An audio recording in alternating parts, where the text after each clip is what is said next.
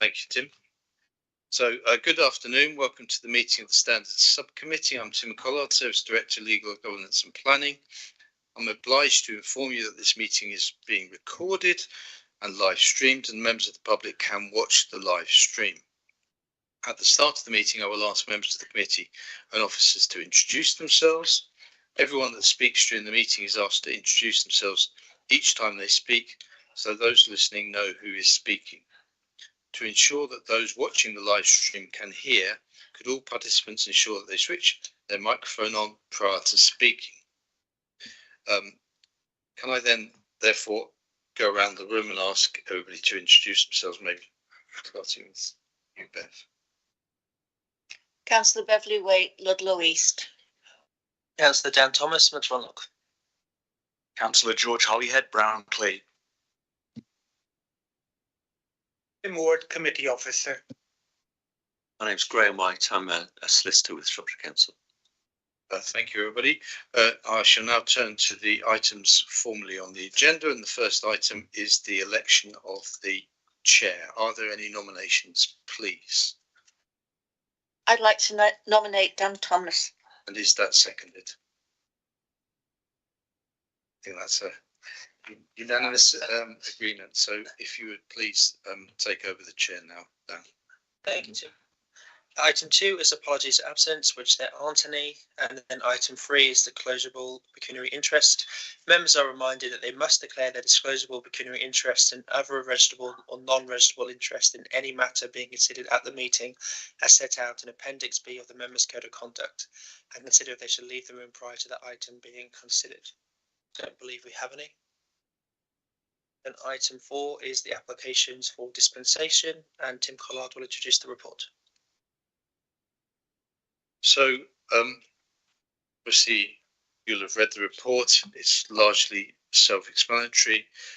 It emerged fairly early on in the debate relating to the delegation of functions, devolution of functions to town and parish councils, that there will be a number of twin-hatted members who will be placed in something of a conflict of interest.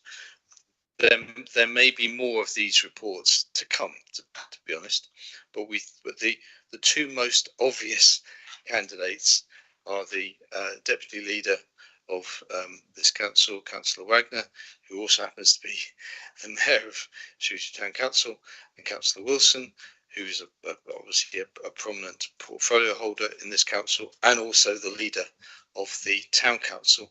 When Graham and I were discussing this, we thought that we might find ourselves in a position where, certainly at the sort of major decision-making stages, both here at this council and at the town council, that both councillors Wagner and Wilson might actually be disqualified from taking part in either discussion, because the decisions would directly relate to their role, their prominent roles in the respective councils. We regard that as being very problematic, given that this is something that is being presented very much in the public interest. This is not about sort of lining the pockets of your personal interests in any sort of way, in any respect whatsoever. This is very much an open public debate about how functions of councils can be best orientated, and therefore it seemed to us the most appropriate way to deal with this matter is for there to be an open public meeting where cards on the table. We believe that both Councillor Wagner and Councillor Wilson are acting solely in the public interest in pursuing this agenda, and therefore we formally ask you to grant them a dispensation. The report specifically refers in 3.2 to disclosable pecuniary interests.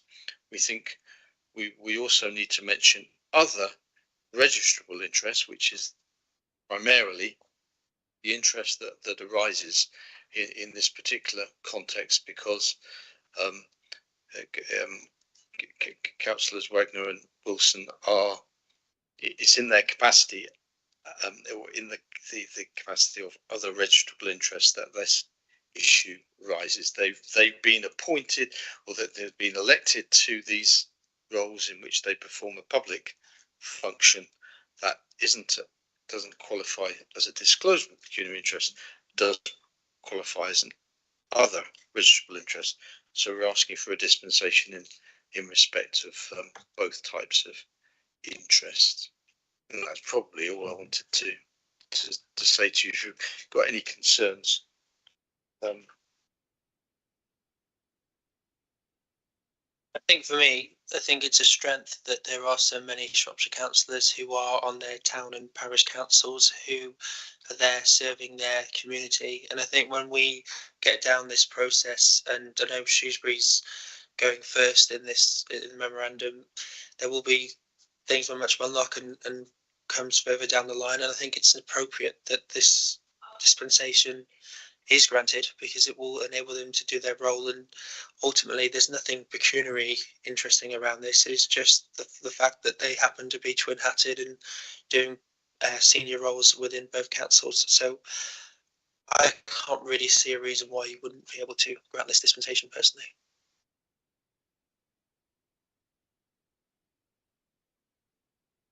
As far as Councillor Wagner is concerned, he's the mayor for 1 year. He will stay on the council, but he only holds that position for 1 year. And I think, as Shrewsbury is the first one to go with this, we really need to make it work. And the only way we can do that is by offering this dispensation.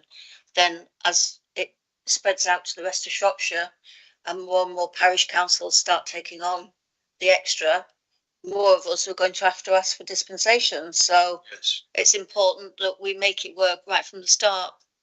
I can't see there's a problem with this. I fully agree with my colleagues on that, really. I think that what we're hearing from people is that there's this such big disconnect between the county council and local council. And I think in this matter, where you've got people on both, it's a good sort of connective tissue.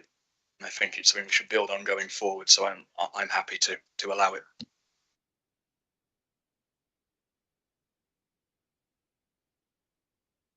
Thank you. Very helpful comments. Graham's just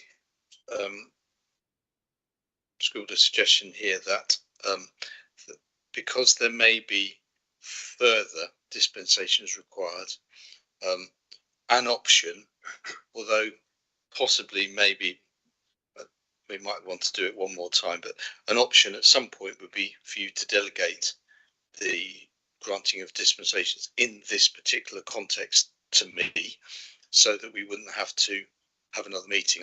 I'm only conscious that there may be other views amongst other members of the Standards Committee, so I don't know.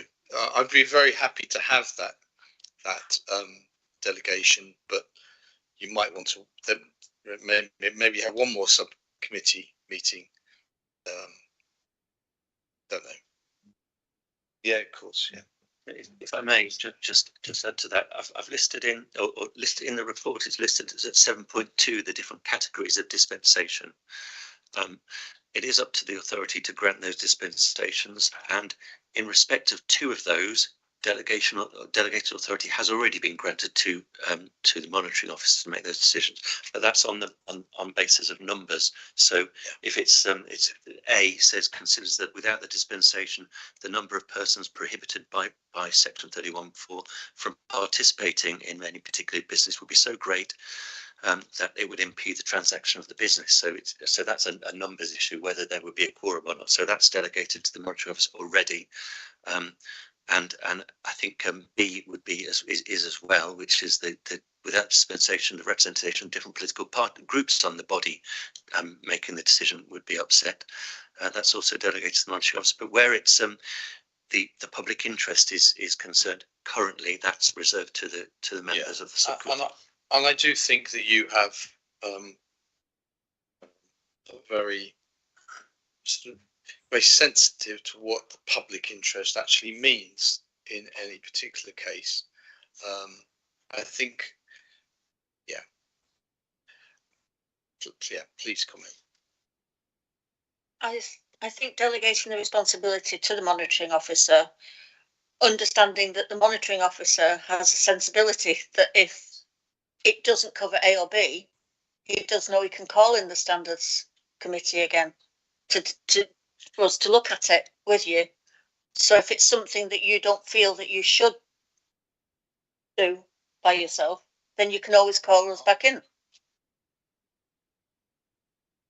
I think that's another helpful comment. I think if it's limited to this precise scenario where we're talking about the devolution of functions to town and parish councils, I think you've given a very clear steer that you think that is in the public interest, and if it was a different, more nuanced issue, then I think we would definitely bring it back to this committee. On the condition A, it mentions obviously about numbers. There are so many Shropshire councillors who are also on their town and parish councils. This cohort, particularly compared to the last one, I think we could be in a situation where we would be very close to even having a quorum when we were actually in a Shropshire Council meeting if we didn't delegate this. Yeah, I don't think, in terms of this particular discussion at the moment, we're talking about the town council. I don't think that falls into category A at the moment, because two members might be prevented, but there still would be a quorum. So we're looking at the other categories, and it may be that it's otherwise appropriate to grant a dispensation. So currently, if the question is it's appropriate for a different reason to grant a dispensation, that is reserved to the subcommittee. What we're suggesting is that what we're not suggesting, we're raising is whether if somebody makes a dispensation because they're a member of the Shropshire Council and the Parish Council, and there's a discussion about the devolution of powers to the Parish Council, that the monitoring officer be authorised to make that decision. So that would be, he'd be authorised to make the decision in respect of E, if it relates to this exact issue, the devolution of powers to the Parish Council. Yeah, and because you've made it very clear.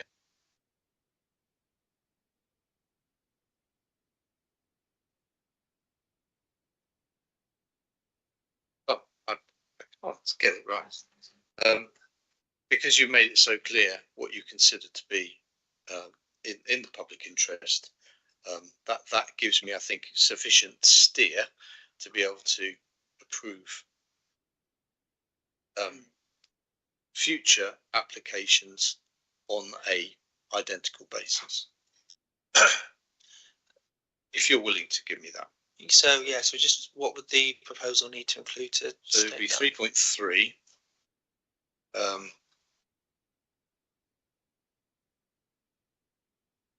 That authority is granted. Do we have a 3.3 now? We don't have a 3.3. No, I'm making it. I'm telling you what I think it should be. Okay.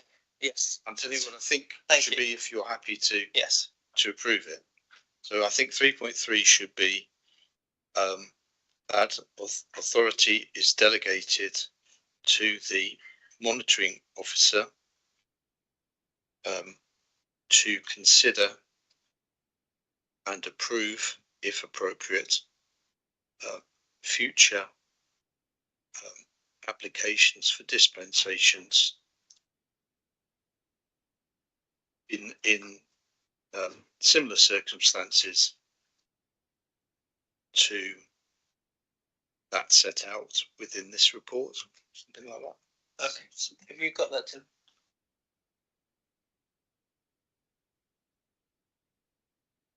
In that case, I propose the 3 recommendations. I'll second that. All those in favour? Motion carried. Thank you very much, committee. Thank you. Item 5 is exclusion of press and public. I move that in accordance with the provisions of Schedule 12A, Local Government Act 1972, and paragraph 10.43 of the Council's Access to Information Procedure Rules, the public and press be excluded for the consideration of the remaining business. Proposed. Seconded. All those in favour? Motion carried. We'll just wait for the live stream to end.